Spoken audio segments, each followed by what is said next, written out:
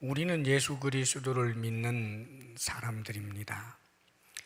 예수 그리스도를 우리가 믿는다면 예수님이 어떤 분인지 또 어떤 일을 하고 계시는지 우리가 잘 알아야 하는 것이 마땅하지요. 그래서 예수님을 믿으면서도 예수님에 대해서 잘 모르면 그것은 자기만 손해입니다. 그래서 우리 좋으신 주님 어떤 분인지 오늘 성경이 우리에게 가르쳐 주는 대로 찾아보도록 합니다. 우리 예수님은 대제사장이라고 먼저 말씀하고 계시죠. 1절 말씀을 우리 함께 읽어보겠습니다. 시작. 지금 우리가 하는 말의 요점은 이러한 대제사장이 우리에게 있다는 것이라. 그는 하늘에서 지극히 크신 이의 보좌 우편에 앉으셨으니. 우리가 믿는 예수님은 대제사장이세요. 대제사장. 우리는 사실 이 번제나 속죄제를 드리는 그런 제사 문화 속에 살지 않았기 때문에 예수님이 우리에게 대제사장이다, 이게 좀 마음에 와닿지 않을 수도 있어요. 사실 이 히브리서는 예수 믿는 유대인들에게 보낸 편지입니다. 그러니까 그 첫 번째 대상이 이제 예수 믿는 유대인들이었기 때문에 이 편지를 받아본 유대인들은 아마 막 가슴에 바로 와 닿았을 거예요. 그래서 우리는 이제 문화가 다르기 때문에 결국은 조금의 상상력을 좀 동원해서 이 본문이 우리에게 주시는 말씀을 찾아가는 게 옳을 줄 압니다. 우리 예수님은 대제사장이시라. 지금 여기 보면 우리가 하는 말의 요점은, 이 중요한 것은 이러한 대제사장이 우리에게 있다는 것이라. 지금 유대인들을 위로하는 말이에요. 예수 믿는 유대인들. 예수 믿는 유대인들이 예수님을 믿고 나서 그들은 이제 더 이상 제사를 드리지 않아요. 또 예수님을 믿고 난 다음에 그러다가 보니까 제사장이 필요가 없어졌잖아요. 오랜 세월 제사장과 대제사장에게 나아가서 제사를 드리며 그렇게 신앙생활을 했었는데 이제는 제사도 없고, 그러니까 자기에게는 이제는 대제사장이나 제사장이 없는 거예요. 이게 너무 헛헛하고, 또 그동안은 성전에 가서 이제 제사를 드렸는데 이 성전도 이제는 더 이상 자기 것이 아니라는 말입니다. 이런 여러 가지로 헛헛해하고 있는 이들에게 너희들에게 대제사장이 있어, 그 소리입니다. 대제사장이 없다고 하지 말아라. 예수 믿는 유대인들이요, 너희들에게 대제사장이 있다. 그런데 이 대제사장은 너희들이 그렇게 그리워하는 이 땅의 대제사장과 제사장과는 완전히 다른 분이다. 그분은 하늘에 계신다. 땅의 제한을 받지 아니하는 하늘에 계셔서 하늘에서 지극히 크신 이의 보좌 우편에 지금 앉아 계신다, 이 말이에요. 그러니까 지극히 크신 이는 하나님을 말합니다. 하나님의 보좌 우편에 앉아 계시는 대제사장이 우리에게 있단 말이야. 이것을 꼭 기억해, 그런 뜻입니다. 우리 예수님이 대제사장인데 이 세상에서 흔히 볼 수 있었던 그런 대제사장과는 달리 하늘에 계시되 하나님 보좌 우편에 앉아 계신 분이다. 그게 도대체 무슨 의미가 있을까? 성경은 예수님이 하나님 보좌 우편에 앉아 계신다라고 하는 것을 여러 곳에서 보도해 줍니다. 마가복음 16장 19절, 주 예수께서 말씀을 마치신 후에 하늘로 올려지사 하나님 우편에 앉으시니라. 이 마가복음의 결론이에요. 결국은 예수님이 승천하셔서 하나님 우편에 앉으셨다. 에베소서 1장 20절 이하에 보면 바울 사도를 통해서 이렇게 말씀해 줍니다. 그의 능력이, 하나님의 능력이 그리스도 안에서 역사하사 죽은 자들 가운데서 다시 살리시고 하늘에서 자기의 오른편에 앉히사 모든 통치와 권세와 능력과 주권과 이 세상뿐 아니라 오는 세상에 일컫는 모든 이름 위에 뛰어나게 하시고 또 만물을 그의 발 아래에 복종하게 하시고. 베드로전서 3장 22절에도 베드로 사도를 통해서 이렇게 말씀해 주시죠. 그는 예수님은 하늘에 오르사 하나님 우편에 계시니 천사들과 권세들과 능력들이 그에게 복종하느니라. 하나님 보좌 우편에 앉았다라고 하는 의미를 이렇게 밝혀주는 거예요. 하나님 보좌 우편에 앉았다라고 하는 것은 하나님과 동등한 자격을 가지고 하나님과 함께 모든 세상을 눈에 보이는 것과 보이지 아니하는 것, 땅에 있는 것과 하늘에 있는 것 전체를 지배하시고 다스리는 분이라는 뜻입니다. 그런데 이분이 우리 대제사장이라는 거예요. 사실은 성경에 이제 위대한 인물 가운데 대제사장 가운데 첫 손을 꼽아야 될 사람은 첫 번째 대제사장 아론이에요. 아론이 위대했지만 그가 나중에 하나님 보좌 우편에 앉았다라고 성경은 말해준 적이 없어요. 위대한 선지자들 중에 선지자, 모세와 같은 사람, 엘리야와 같은 사람, 엘리야는 심지어 죽지 않고 불병거 타고 하늘에 올라간 사람이지만 모세도 엘리야도 하나님 보좌 우편에 앉으셨다라고 성경은 말씀해 주지 않아요. 그러니까 오직 우리가 믿는 예수님만 하나님 보좌 우편에 앉으신 성자 하나님, 그러니까 그 엄청나게 위대하신 바로 이분이 우리의 대제사장이라는 거예요. 땅에 살면서 아무리 우리가 존경하는 제사장이라 할지라도 털어보면 먼지가 날 수밖에 없지만, 그러나 우리가 믿는 예수님은 하나님의 보좌 우편에 앉아 계시는 전 세상의 모든 것을 지배하시고 다스리시는 위대한 분이 우리의 대제사장이다, 그렇게 이야기를 하시는 거예요. 자, 그렇다면 이 엄청난 분이 도대체 대제사장으로서 무슨 일을 하는가? 2절 말씀을 우리 같이 한번 읽어볼까요? 2절 다 같이 시작. 성소와 참 장막에서 섬기는 이시라.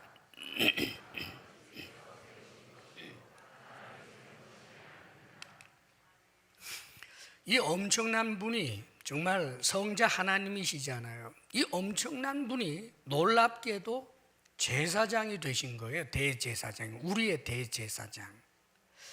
그래서 대제사장이 되셔서 무슨 일을 하시는가? 성소와 참 장막에서 섬기는 이시라. 이 성소 또 참 장막이라고 표현했는데, 여기 이 성소 참 장막은 하늘에 있는 성전을 두고 하는 말입니다. 하늘 성전이에요. 그래서 사람이 세운 것이 아닌 하나님이 직접 세워놓은 그 성전 혹은 그 성막, 그곳에서 제사장으로서, 대제사장으로서 우리 주님께서 섬기는 일을 하고 있다, 이렇게 가르쳐 줍니다. 사실 이 세상에 최초로 지어진 그런 이제 성전이 성막이었는데, 모세에 의해서 하나님께서 가르쳐 주신 식양을 따라 모세가 만들었던 그 성막이 있습니다. 그 성경에 그 성막 식양까지도 잘 나와 있죠. 그리고 나중에는 솔로몬에 의해서 지어진 아름다운 성전도 있고, 포로기에 포로로 끌려갔다가 와서 또 이제 지어진 스룹바벨 성전도 있었고, 또 예수님 당시에는 헤롯에 의하여 지어지던 어마어마한 그런 성전이 있었습니다. 그런데 여러분, 제 아무리 멋있고 아름답고 웅장하게 지었다고 할지라도 이 넓은 세상에 지극히 작은 한 귀퉁이를 차지할 뿐이지요. 그런데 하나님이 직접 지은 이 성전이라고 하는 것, 이것을 어떻게 이 땅의 성전하고 비교할 수 있겠느냐 그 말입니다. 그러니까 너희가 성전이 없다라고 생각하지 말아라. 너희들에게도 하늘 성전이 있는데 그 하늘 성전의 대제사장이 우리가 믿고 있는 예수님이야. 그렇게 지금 위로하고 있는 말씀인 거예요. 대제사장으로서 하는 일이 도대체 뭘까? 대제사장이 지금 하는 일을 여기에서는 성경에서 섬기는 이시라라고 표현해 주셨어요.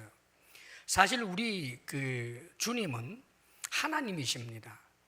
하나님이시기 때문에 제사장을 통해서 혹은 또 수많은 천군 천사를 통해서 섬김을 받는 분, 그 제사를 받는 분, 이분이 바로 하나님이신데, 놀랍게도 하나님이신 우리 예수님이 사람이 되셔서 그분이 하나님이면서 사람의 그 모습을 가지고 영원토록 대제사장으로서 섬기는 일을 하고 있다는 거예요.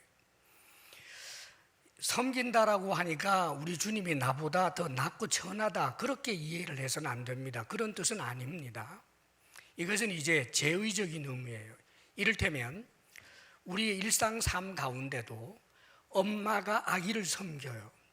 사랑하기 때문에 섬기는 겁니다. 엄마가 아기보다 낮아서가 아니에요. 어마어마하게 위대하신 하나님이신 이 예수님이 놀랍게도 제사를 받기만 해야 할 이분이 대제사장이 되어서 하늘 성전에서 누구를 위하여 섬기는가? 우리를 위하여 섬기신다는 거예요. 제사장의 직무는 하나님을 위하는 것임과 동시에 사람을 위하는 거라는 말이에요. 이 사람들이 하나님께 나아갈 수 있도록 섬기는 일을 하는 것이 제사장 직무라고요. 그런데 그 일을 하신다는 거지요. 로마서 8장 34절에 보면 이 제사장으로서 하늘에서 우리 주님께서 하시는 일에 대해서 이렇게 묘사해 줍니다. 로마서 8장 34절 중간을 좀 보게 되면 그리스도 예수시니 그는 하나님 우편에 계신 자요 우리를 위하여 간구하시는 자시니라. 히브리서 7장 25절에도 예수님이 항상 살아계셔서 그들을 위하여 즉 우리를 위하여 간구하심이라. 자, 하나님 보좌 우편에 앉을 정도로 막강하고 위대하신 하나님이신 그분이 대제사장이 되어서 우리를 위하여 섬기는 일을 하는데 그 섬기는 일 가운데 하나가 뭐냐면 저를 위하여, 여러분을 위하여, 우리를 위하여 무엇을 하신다고요? 간구하신다. 우리 주님이 나를 위해서 기도해 주실 때 그 기도가 얼마나 완벽한 기도겠어요. 그 기도는 얼마나 능력이 있겠습니까? 근데 가끔 못된 생각하는 수가 있어요. 이를테면 아니 예수 믿는 사람이 얼마나 많은데 예수님이 뭐 나를 위해서 기도한다고 그러면 1년에 한 번씩 내 이름 한 번 부르겠다 뭐 이렇게 이제 생각할 수 있어요. 그걸 일컬어서 자기 수준이라고 말하는 겁니다. 우리 주님은 하나님이면서 사람 되셨고 죽으시고 부활하실 때 그분은 인간을 버리고 하나님으로만 싹 돌아가 버린 분이 아니에요. 부활하셨다라고 하는 것은 여전히 사람이라는 뜻입니다. 하나님이면서 사람이에요. 하나님의 모든 능력을 가진 사람, 부활하신 주님이에요. 이 주님이 하나님 보좌 우편에 지금 앉으셔서 제사장 직무를 감당하기 위하여 기도를 할 때 가령 이렇단 말이에요. 우리는 만약에 100명을 위해서 기도를 하려고 하면 정말 마음을 담아서 해내기가 불가능해요. 이름 한 사람 한 사람 부르기도 힘들어요. 그러나 우리 주님은 능력의 하나님이시고 또 완전한 인간이시기 때문에 완벽하죠. 말하자면 백과사전 두께의 긴 내용의 기도라고 할지라도 그분은 하나님 앞에 순간적으로 전달할 수 있는 능력의 주님이세요. 그 모든 우리의 아픔과 고통 하나하나를 놓치지 않고 모조리 다 묘사되어 있는 주님의 그 마음을 즉각적으로 하나님 앞에 전달할 수 있는 분이시다, 그 말입니다. 그러므로 사랑하는 여러분, 주님이 나를 위해서 기도한다라고 할 때 그것을 시큰둥하게 생각하지 마십시오. 주님이 나를 위해서 기도할 때는 내가 나 자신을 위하여 1000번을 기도하는 것보다 더 완벽한 기도라는 사실을 믿으시기를 바랍니다. 그 일을 끊임없이 하고 있다고요. 내가 살아있는 동안 내 속에서는 성령님이 나를 위하여 기도하고 계시고, 저 하늘 성전에서는 우리 대제사장이신 예수님께서 나를 위해 기도하는데, 이것이 얼마나 큰 위로가 되고 힘이 되는 말씀입니까? 사랑하는 여러분, 사람은 누구나에게 하나님께 나아가려면 꼭 필요한 존재가 있는데 그게 바로 제사장이에요. 성경에는 진정한 대제사장이신 우리 예수님을 예표적으로 보여주는 사람들, 그래서 중보자의 역할, 제사장의 역할을 하는 사람들의 이야기가 성경 곳곳에 기록이 되어 있습니다. 그 중에서 한 2가지 찾아보면 이런 것이 있어요. 아브라함과 사라는 결혼한 사이잖아요. 근데 이제 할아버지 할머니가 되었지만 사라가 너무 예뻤나 봐요. 그런데 이 사라를 그랄 왕 아비멜렉이, 그랄 왕을 그냥 아비멜렉이라고 합니다. 근데 이 그랄 왕 아비멜렉이 사라가 너무 예쁜 것을 보고 자신의, 말하자면 이 왕후로 삼아버린 거예요. 데리고 갔어요. 근데 참 이 아브라함이 목숨을 걸고 이 사람은 내 아내입니다라고 막아섰어야 되는데 자기 누이 동생이라고 그러고는 자기 아내를 데리고 가는 것에 대해서 비겁하게 꼬리 내리고 있었어요. 그런데 여러분, 아비멜렉은 분명히 잘못한 게 없잖아요. 그런데 이 사람이 잠을 자는데 꿈에 하나님이 아비멜렉에게 말씀하시는 거예요. 네가 데려온 여자는 남편이 있는 여자다. 당장 돌려주지 않으면 너 죽을 줄 알아라.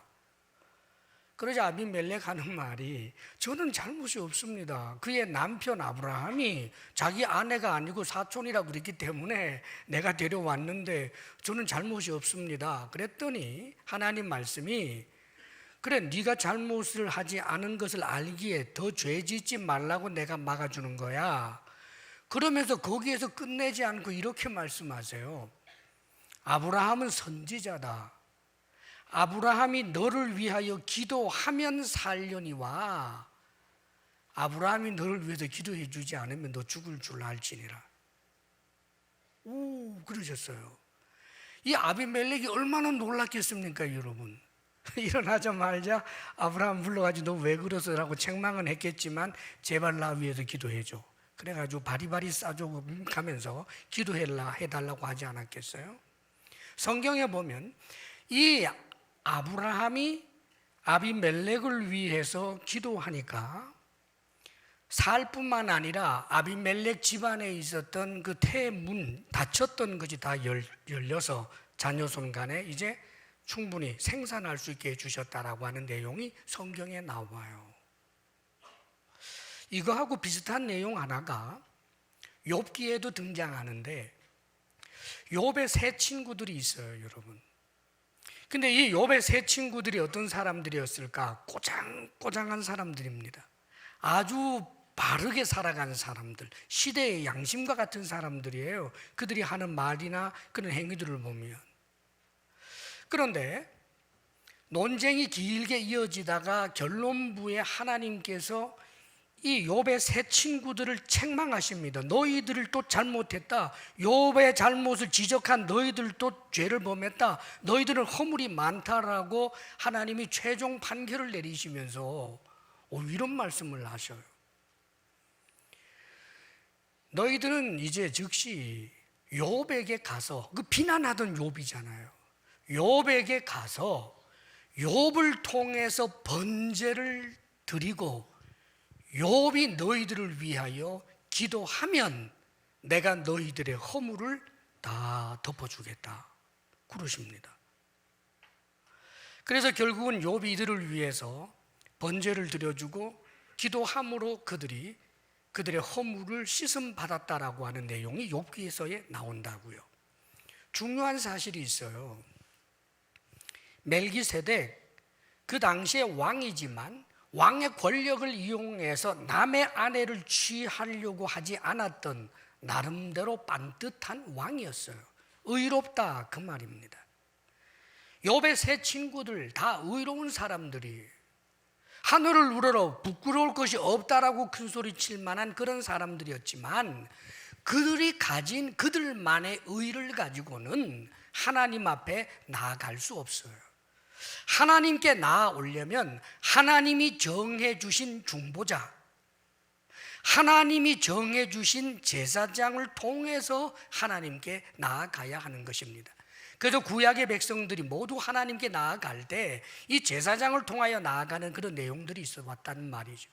자, 이것은 전부 우리 주 예수 그리스도를 예표했던 거예요. 사람들에게는 제사장이 필요합니다. 대제사장 없이 자신의 의, 자신의 힘, 자신의 능력을 가지고 주님 앞에 나아갈 자격이 없는데 오직 대제사장이신 예수 그리스도를 통해서만 하나님께 나아갈 수 있는 것입니다. 사랑하는 여러분, 오늘 우리가 이렇게 예배 자리에 나왔어요. 지금 이 예배 자리에 나온 것이 아마 여러분들 중에는 어떤 때는 귀찮고 힘들고 그래서 TV 앞에서 갈까 말까 망설였던 분들도 혹 여기 있었는지 모르겠어요. 우리도 그렇게 때때로는 갈등하지만 예수 믿지 아니하는 세상 사람들 눈에는 도대체 이해하지 못할 사람들이 우리예요.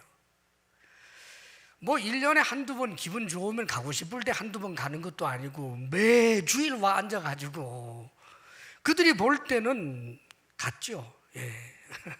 우리를 미쳤다고 광신자라고 생각할 거예요.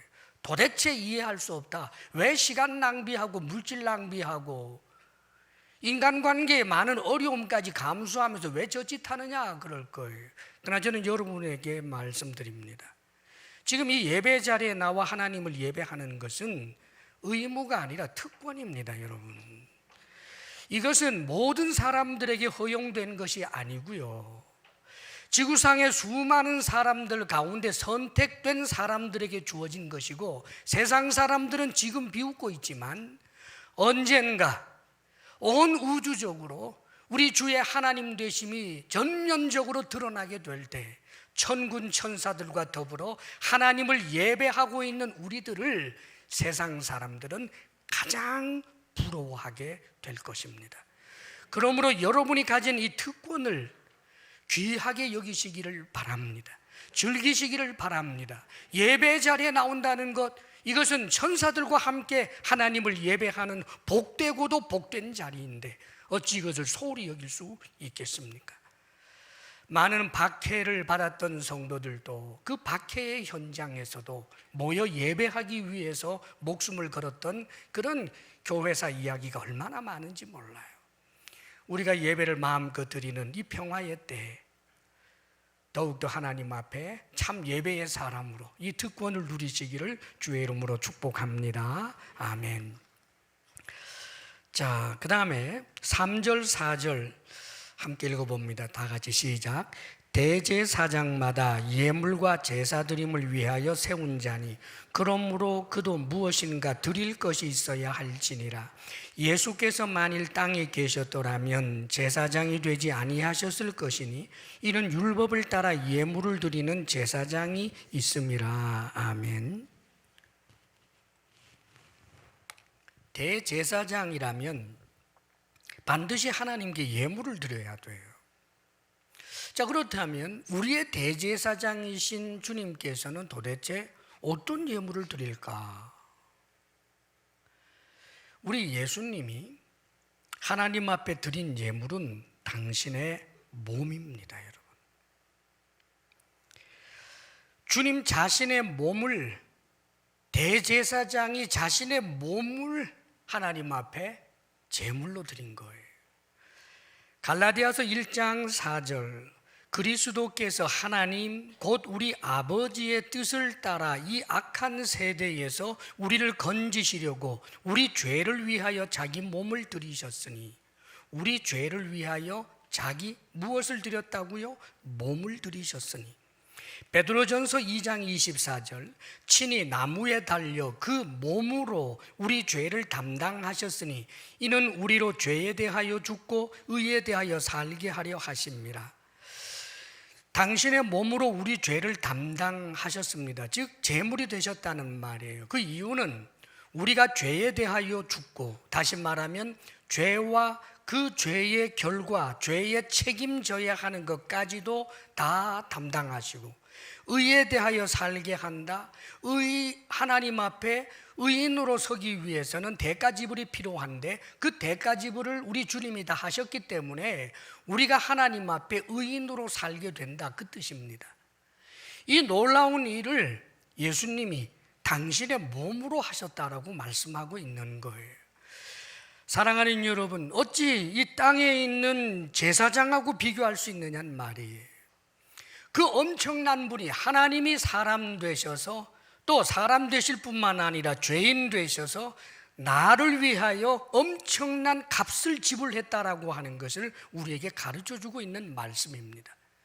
도대체 내가 뭔데 나를 위해서 천지를 창조하신 그분이 죽으시기까지 하면서 값을 지불하셨는가? 그만큼 우리를 소중히 여기시고 사랑하신다는 뜻입니다. 사랑하는 여러분, 여러분의 자존감은 이 복음 안에서 찾아야지, 세상 속에서 여러분의 위치나 신분이나 세상의 성취를 가지고 자존감을 찾으려고 하면 안 됩니다. 이 세상에서 무엇인가 내놓을 만한 것이 있어서 자존감을 내세우면 바로 교만이 되어버리고, 이 세상에서 이룬 것이 없다고 생각하여 자존감이 무너지게 될 때는 자학하는 자가 되어버릴 수밖에 없는 것입니다. 우리는 아무것도 아니지만 놀랍게도 주님은 우리를 아무것도 아닌 자로 여기지 아니하시고 당신의 몸으로 우리를 하나님 앞에 당신을 드림으로 우리를 구속하여 내시고 구원하여 내신 것입니다. 이 믿음 견고하시길 주의 이름으로 축복합니다. 아멘.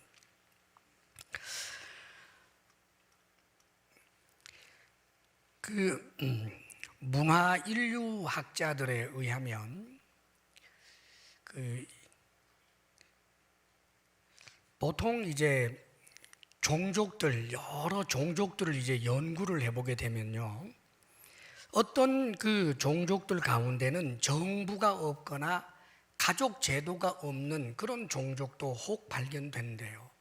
그러니까 한 마을 전체가 그냥 거기는 다 그냥 가족이지 따로 가족이 없는 그런 종족도 있대요. 또 정부가 없는 그런 종족도 있는데, 아무리 찾아봐도 종교가 없는 종족은 없더라는 거예요. 그래서 왜 아무리 미개한 종족들이라 할지라도 왜 종교는 다 있을까? 고등 종교냐 아니면 미신에 가까우냐의 차이는 있지만 왜 다 종교가 있을까? 그래서 여기에 대한 답을 종교 심리학자들이 내놨는데 그 이유를 이렇게 설명해요. 모든 인간은 죽음과 부정함에 대한 의식이 있다는 거예요. 다르게 표현하면 스스로 자신이 부정하다라고 하는 잠재의식이 있고, 그래서 죽음에 대한 공포가 있다는 거예요. 모든 인간들이 무의식 속에 나는 부정하다, 그렇기 때문에 죽으면 나는 엄청나게 무서운 곳으로 갈지도 모른다, 이 죽음에 대한 공포를 사람들이 무의식 가운데 다 가지고 있대요. 다만 이제 살아가면서 여러 가지 교육을 통해서 이런 것들을 끊어내고 했을 뿐이지, 그러나 잠재의식 속에 들어가면 누구나 다 자신의 부정함에 대한 의식, 또 죽음에 대한 공포가 있다는 거예요. 사실 이것을 하다가 보니까 종교들이 생긴 거예요. 그러면 고등 종교는 사실은 본질에 있어서 다른가? 그렇지 않아요. 고등 종교는 좀 더 멋을 부릴 뿐입니다. 이를테면 나의 이 부정함이 있다 할지라도 이 땅에 살면서 선한 일, 착한 일을 많이 하게 되면, 그러면 나는 의롭고, 착한 일, 선한 일 많이 하면 죽어도 좋은 데로 간다. 이게 보통 고등 종교들이 하는 말들이에요. 그러나 사랑하는 여러분, 이것으로 인간이 가지고 있는 이 죄의 문제, 부정함의 문제들이 또 죽음의 문제가 해결되지 않아요. 그래서 이 예레미야 2장 22절에 보면 하나님이 이렇게 말씀하십니다. 주 여호와의 말씀이니라. 네가 잿물로 스스로 씻으며 네가 많은 비누를 쓸지라도 네 죄악이 내 앞에 그대로 있으리니. 그렇지요. 인간이 노력한다라고 해서 인간이 가지고 있는 이런 죄의 문제가 해결되지 않아요.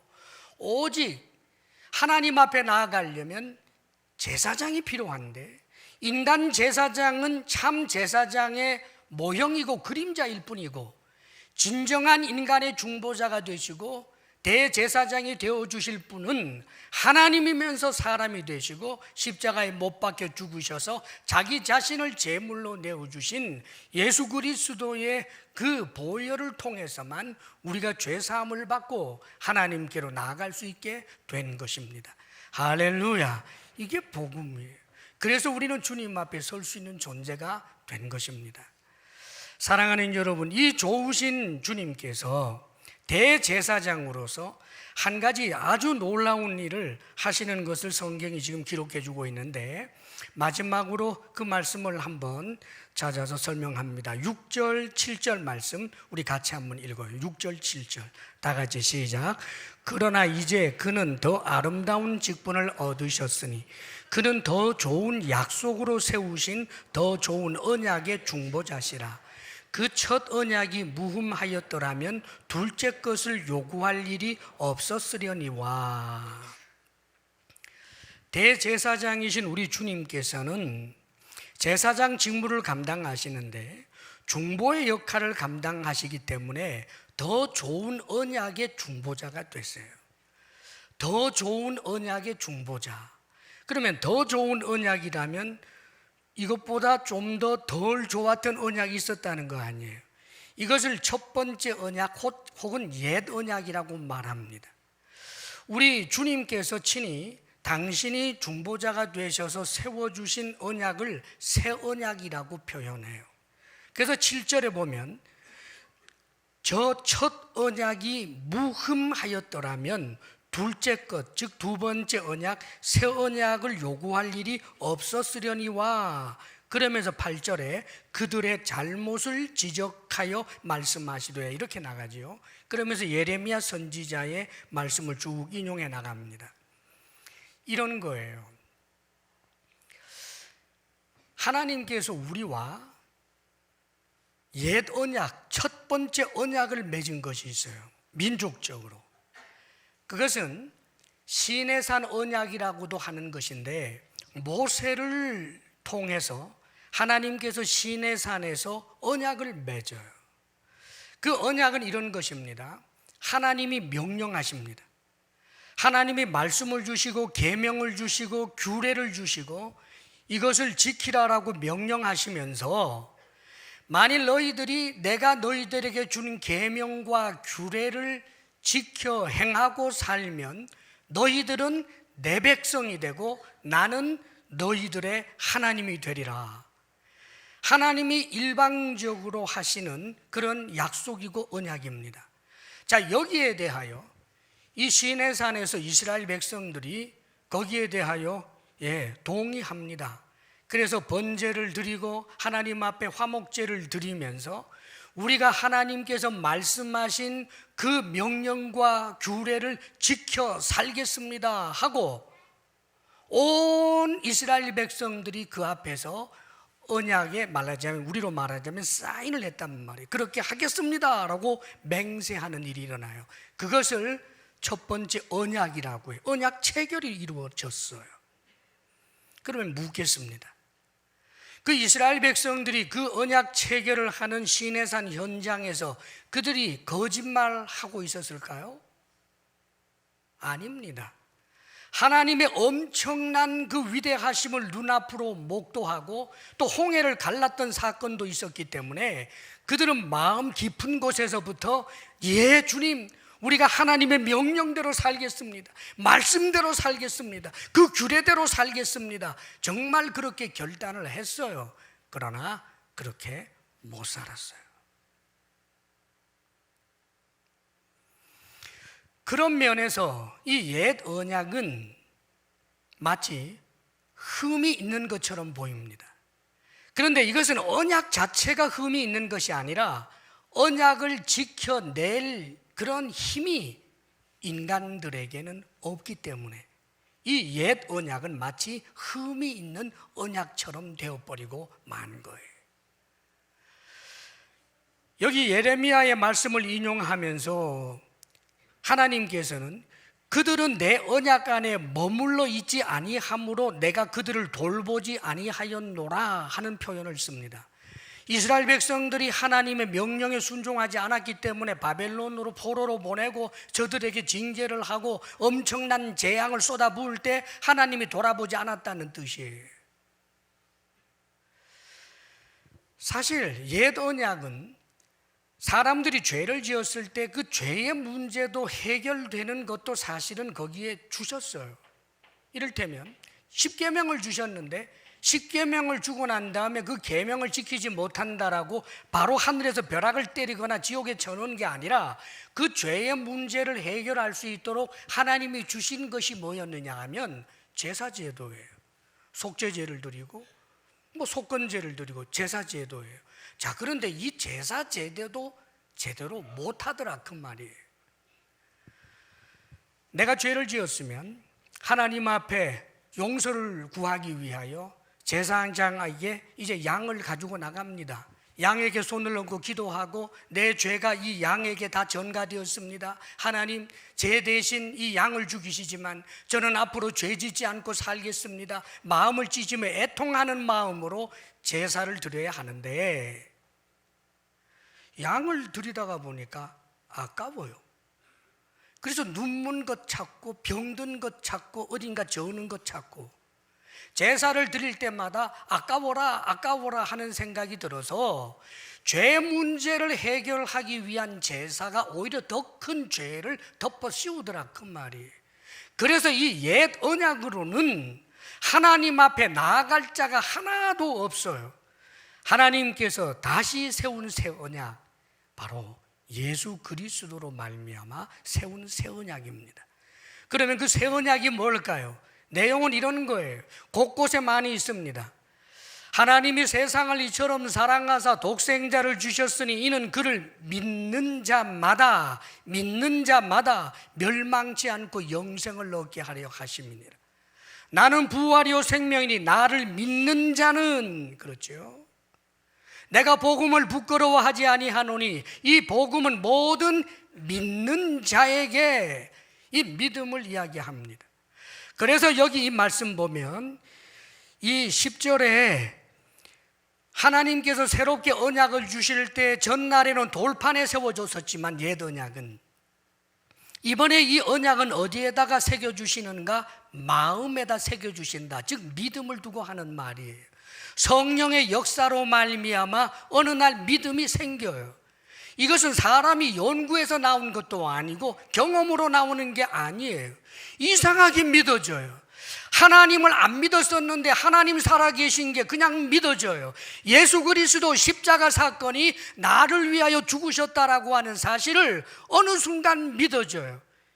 하나님께서 그 마음에 지금 이 새 언약을 심어주는 거예요. 할렐루야. 사랑하는 여러분, 우리는 이런 은혜를 입은 사람들입니다. 여러분, 주 예수 그리스도를 믿음으로 구원을 얻는다라고 하는 이 믿음을 갖는 것이 성경을 읽기만 하면 누구에게나 그 믿음 가지게 되는 것 아니고, 복음을 듣기만 하면 누구나 다 그 믿음 갖게 되는 것 아닙니다. 지구상에 수많은 사람이 있지만 이 믿음을 가진 사람은 극소수입니다. 선택된 자들이고 은혜 받은 자들이고 하나님이 진정으로 사랑하는 대상이 예수 그리스도를 믿는 오늘날 우리들입니다. 할렐루야. 그러므로 늘 주님 앞에 믿는 자들이 되시기를 바랍니다. 믿음으로 말미암아 구원을 주시겠다라고 하는 이 새 언약을 주시는데, 그런데 이 새 언약에 대하여 우리 주님께서는 무엇이 되어 주셨느냐? 더 좋은 약속으로 세우신 더 좋은 언약의 중보자시라, 이렇게 표현합니다. 우리 주님이 중보자시다, 이 말은 뭐냐 하면, 원래 이 중보자라고 하는 말이 당시에 이게 헬라어로 쓰여졌기 때문에 그 시대 사람들이 흔히 잘 경험하는 그런 단어를 쓴 거예요. 메시테스라고 하는 단어인데, 의미가 뭐냐 하면 중보자라고 하는 것은 두 단체나 혹은 두 존재 사이의 중간에 위치하는 자예요. 그래서 이렇게 보통 용례로 쓰여졌습니다. 가령 아직 법정으로 가지 않은 문제들이 법정까지 가는 것을 미리 방지하기 위한 화해자나 중재자를 메시테스, 중보자라고 했어요. 혹은 분쟁 중에 있는 어떤 일을 위한 관리인이나 위탁자를 메시테스, 해결된 법적 사건에서 그 결정이 실행될 것을 보증하는 증인, 이를 메시테스, 모든 것에 대해서 책임을 지는 보증인, 이것을 메시테스라고 그랬어요. 자, 사랑하는 여러분, 예수님을 믿으면 구원을 얻는다, 최정도의 말이면 아무런 권위가 없어요. 몽당 빗자루에다가 100일 기도를 하면 애 낳는다라고 하는 것과 하나도 다를 바가 없어요. 예수 그리스도를 믿으면 구원을 얻는다, 예수님을 믿으면 하나님의 자녀가 된다, 죄 씻음을 받는다라고 하는 것을 누가 보증하고 하나님과 사람 사이에서 화해자로, 조정자로 하나님에게도 사람에게도 통하게 할 수 있는 분이 누군가? 예수님이다, 그 말이에요. 그분은 하나님이십니다. 그러므로 하나님에게 억울하지 않아요. 그분은 사람입니다. 그러므로 사람을 위함입니다. 하나님이면서 사람이신 예수님이 당신 자신을 제물로 드려서 그리하여 대제사장으로서 하나님과 사람 사이에 온전한 보증과 중보자가 되어주신 분이 예수 그리스도다, 그 말입니다. 그러므로 사랑하는 여러분, 때때로 여러분의 믿음이 연약해질 때가 있어요. 때때로 보면 우리는 나처럼 이렇게 죄 많고 거짓말 잘하고 변덕스럽고 선한 것에 대해서 결심을 했지만 3일만 지나가면 그것을 행하지 못하는 나 같은 것이 어떻게, 그래서 교회 나가기 싫어질 때가 있어요. 기억하시기를 바랍니다. 여러분의 의지에 두지 말고 더 좋은 언약의 보증인이 되어주시는, 보증자가, 중재자가 되어주시는 예수 그리스도를 향한 믿음으로 이겨내시기를 바랍니다. 내가 보증자가 아닙니다. 주님이십니다, 여러분. 그러므로 사랑하는 여러분, 때때로 우리가 신앙생활 하다가 나 자신이 경멸스러울 정도로 내가 너무너무 나 자신에게 대하여 실망한다 할지라도 여러분 믿음을 점검하십시오. 예수 그리스도가 믿어지십니까? 그렇다면 여러분은 하나님 앞에 받아들여진 자요, 하나님이 사랑하는 대상이라는 사실을 잊지 마시기를 바랍니다. 한편 강도가 자신의 자격 운운하지 않았습니다. 지금까지 내가 이렇게 살았는데 내가 어떻게 염치 없이 낙원에 가겠습니까? 그따위 소리 하지 않았습니다. 우리에게 영원한 중재자가 되어주시고 보증인이 되어주시고 중보자가 되어주시는 대제사장이신 예수 그리스도가 있는데 어찌 우리가 낙심하며 그렇게 무너질 수 있겠습니까? 성경에 보면 위대한 모든 신앙인들 가운데 허물이 없었던 사람 아무도 없습니다. 아브라함이 얼마나 치졸했습니까? 그러나 꾸준히 하나님께 나아갔습니다. 다윗이 얼마나 흉악한 죄를 지었습니까? 그러나 여전히 하나님께로 나아갔습니다. 야곱이 얼마나 간교했습니까? 그러나 여전히 하나님께로 나아갔습니다. 사랑하는 여러분, 내가 나 자신을 사랑하는 것보다 하나님이 우리를 더 사랑한다는 사실을 믿으시기를 바랍니다. 여기에 대한 보증은 십자가에 못 박혀 친히 죽으셔서 자신이 스스로 몸으로 제물이 되어주신 대제사장이신 우리 주님께서 보장해 주시는 것입니다. 날마다 주님께로 나아가시기를 주의 이름으로 축원합니다. 기도하겠습니다.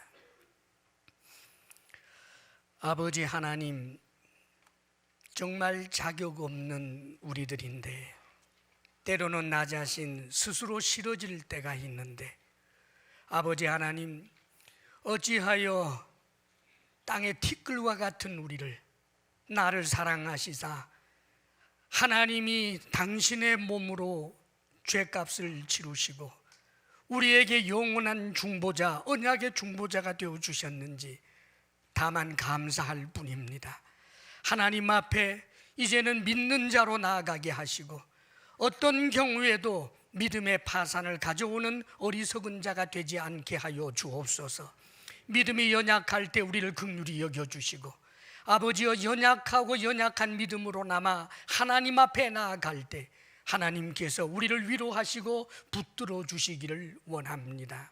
예수님 이름으로 기도하옵나이다. 아멘.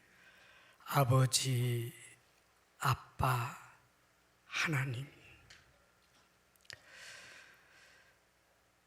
우리에게 주신 하나님의 아들 예수 그리스도는 하늘과 땅과 그 안에 모든 것을 지으신 창조주, 뛰어난 이름, 그 이름과 견줄 자 어디에 있겠나이까? 어찌 사람 되시고 대제사장 되시고 하나님과 사람 사이의 중보자가 되셔서 당신 목숨을, 그 몸을 제물로 내어놓기까지 우리를 사랑하십니까? 오 주님, 우리는 이제 이 새 언약을 굳게 믿고 우리 주 예수 그리스도께서 보장해 주시는 이 믿음의 결국을 소망으로 바라보며 우리의 삶의 현실이 아무리 힘들고 어려워도 찬송하며 살게 하여 주옵소서. 아버지여, 여기 주의 사랑하는 이들이 자신들에게 주어진 복을 복으로 알게 하시사 복되고 복됨을 누리며 살아가게 하옵소서. 우리 성도들에게 은혜 베풀어 주셔서 주님 앞에 나오되 하나님을 사랑함으로 온 힘을 다하여 예물을 올려드리도록 은혜 주셔서 감사합니다. 수고한 땀의 열매로 하나님 앞에 올려드리는 우리의 예물이 비록 누추하고 부족하다 할지라도 주의 보혈로 우리를 덮으사 우리가 하나님을 향하여 편 손을 부끄럽게 마옵시고 받아 주시옵소서. 아버지 하나님, 우리의 생명과 이 몸조차 주님께 드려 주님께 쓰임받는 삶을 살기를 원합니다. 사랑하는 우리 성도들에게 건강의 복을 주옵소서. 마음의 평강을 주옵소서. 부부사랑 돈독하게 하여 주옵소서. 하나님이 선물로 주신 우리의 자녀들이 믿음 없는 자로 드러나지 않고 믿는 자가 되게 하여 주옵소서. 이제는 우리 주 예수 그리스도의 크신 은혜와 하나님 아버지의 한없는 사랑과 성령의 교통하심과 충만케 하심이 새 언약을 굳게 붙들고 믿음으로 살겠습니다 결단하며 나아가는 사랑하는 모든 성도들 위해 이제로부터 영원토록 함께 하시기를 간절히 축원하옵나이다. 아멘.